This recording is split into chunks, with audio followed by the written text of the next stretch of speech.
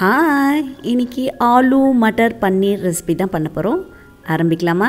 So இதெல்லாம் தாளிக்கிறதுக்கு இதெல்லாம் வந்து அப்படியே பச்சையாகவே அரைச்சிட்டு குக்கரில் பண்ண போகிறோம். அதனால் பச்சையாகவே அரைச்சிக்கலாம்.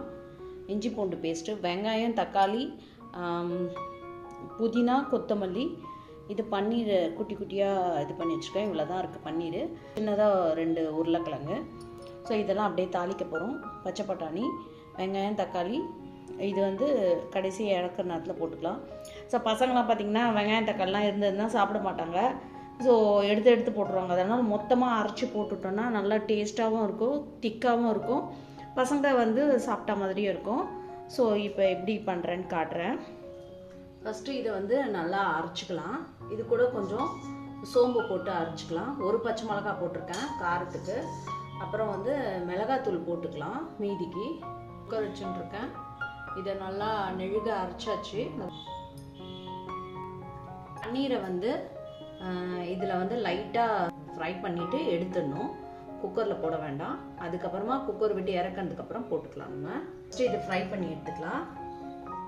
லைட்டாக போதும். ரொம்ப இது பண்ணால் பன்னீர் பார்த்திங்கன்னா ரப்பர் மாதிரி ஆகிடும். அந்த மாதிரி வேண்டாம்.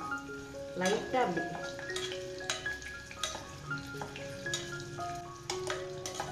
ஸோ இதை எடுத்துக்கலாம். அப்படிக்கா லைட்டாக போதும். சோம்பு போட்டுட்டேன், சீரகம், இதெல்லாம் கொஞ்சம் கொஞ்சம் போட்டேன். கிளிப்பிங் மிஸ் ஆகிடுச்சு. ஸோ இதெல்லாம் கொஞ்சம் கொஞ்சம் போட்டுருக்கேன். பட்டை, இலை, அப்புறம் இது, அப்புறம் வந்து கிராம்பு, இதெல்லாம் கொஞ்சம் கொஞ்சம் போட்டுருக்கேன். தக்காளியும் பட்டாணியும் ஒன்றாவது போட்டுக்கலாம். போட்டுக்கிறேன்.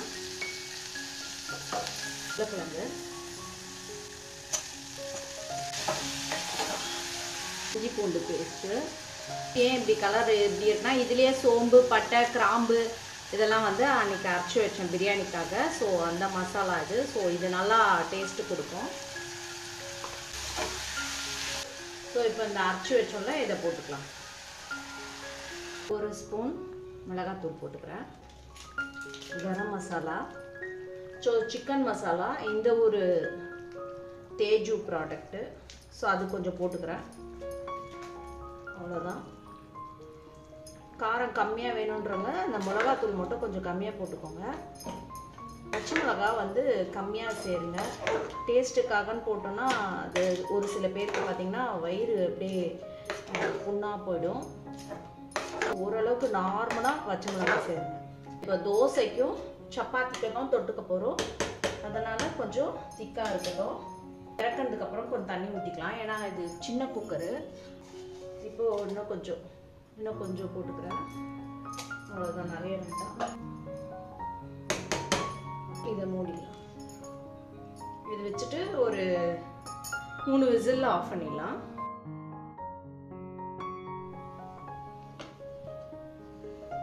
இது இன்னொரு வாட்டி கொதிக்க வச்சுக்கலாம்.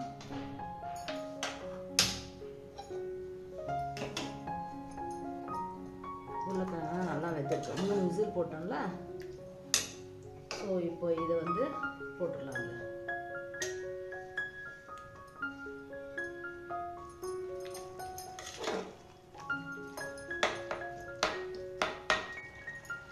வெண்ணெய் 1 ஸ்பூன் போட்டுருக்கேன்.